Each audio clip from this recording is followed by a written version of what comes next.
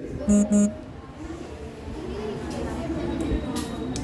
देखते हैं हम 17वां सवाल। 17वां थोड़ा मुश्किल हो जाएगा। 18वां देखिए।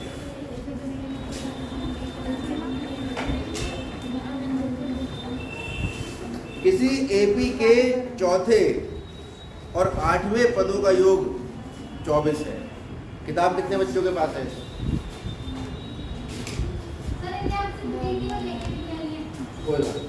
कर लिया। अभी मैं नोट करवा देता हूँ। बारिश हो रही है ना, इसलिए चल रहा है। एपी के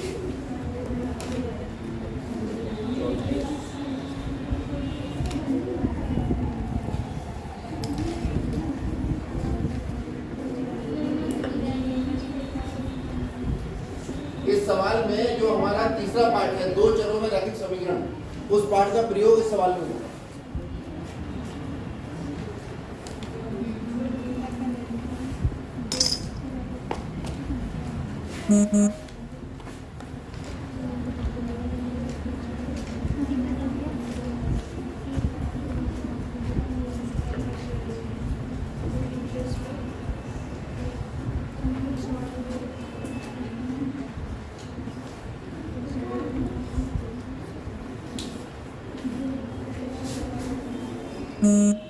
ये हमें क्या, इस एपी के कितने पद याद करने हैं हमें? कितने पद याद करने हैं? प्रथम 3।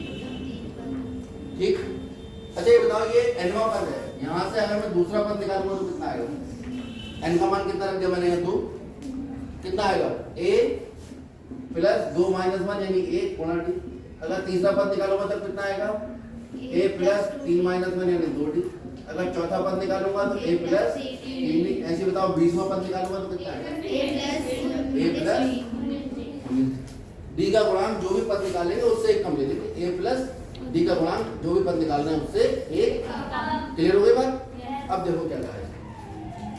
एपी के चौथे और 8वें पदों का योग कितना है? 24। प्रश्नानुसार, प्रश्न के अनुसार एपी के चौथे और कौन सा पद? 8, इनका योग कितना है? 24। और दूसरा है छठे और 10वें पद का योग। छठा पद प्लस 10वां पद, कितना योग है? 44। ये हमें दो बातें उसने बताई। और क्या याद करनी है? एपी, दुनिया की कोई भी एपी याद करनी है उसके लिए आपको पता होना चाहिए प्रथम पद, और साथ साथ क्या पता होना चाहिए? सारभंग। इनमें से हमें कुछ भी नहीं पता। जो नहीं पता गणित में वही चीज माना।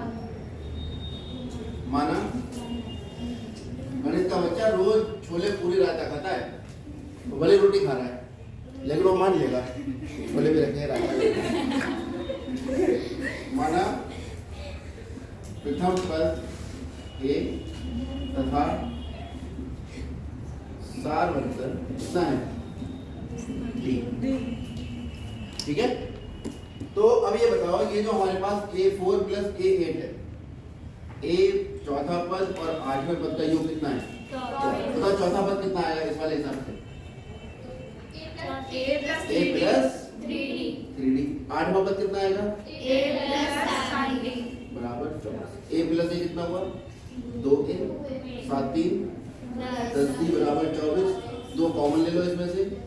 A प्लस 5D बराबर 24। और A उधर जाकर भाग करेगा, A प्लस 5D किसके बराबर आ जाएगा?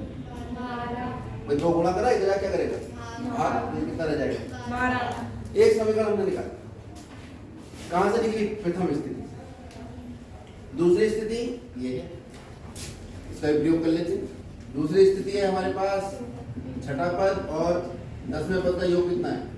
44। छठा पद कितना होता है? A प्लस 5D और ये A प्लस 9D। A और A 2A 9 और 5 7D बराबर 44। फिर से 2 कॉमन ले लो।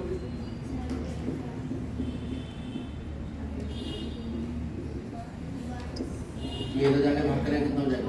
22। ये सवाल कभी कभी ऐसा भी हो जाता है कि आपसे वो खाली कहे कि छठे और 10वें पदों का योग कितना है? 44। और 8वां पद ज्ञात करो। सवाल केवल इतना भी बन सकता है यहाँ से कि एक एपी के छठे और 10वें पदों का योग 44 है, इसका 8वां पद ज्ञात करिए। हमने छठा और 10वें पद का हिसाब किताब लगाया तो कितना आ गया a प्लस 7d। ये कौन सा पद होता है? a प्लस 7d कौन सा पद होता है? 8वां। देखो सीधा 8वां क्या होता है? 8वां पद 22वां। ऐसे यहाँ सवाल बन सकता है कि भाई आपका चौथे और 8वें पदों का योग 24 है, तो आप यहाँ पर छठा पद ज्ञात करो। a प्लस 5d कौन सा पद है? छठा पद सीधे सीधे ज्ञात करो। ठीक है, ये आपके एक ही सवाल के अंदर दो सवाल तो ये निकल गए। अब तीसरा सवाल इसने बना दिया कि एपी के प्रथम 3 पद ज्ञात करो। कितनी समीकरण है हमारे पास? एक ये और एक। कौन सी विधि लगाते हैं?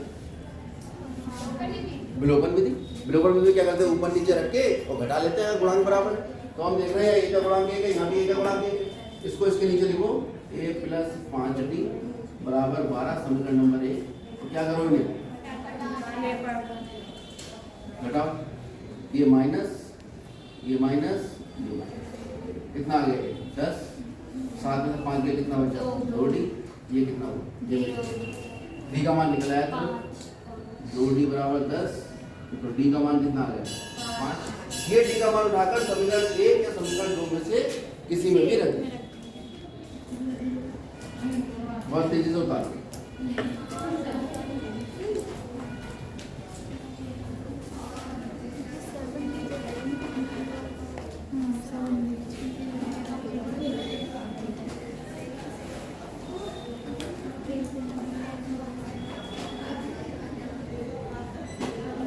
ये 12 इधर जाकर कितना हो जाएगा?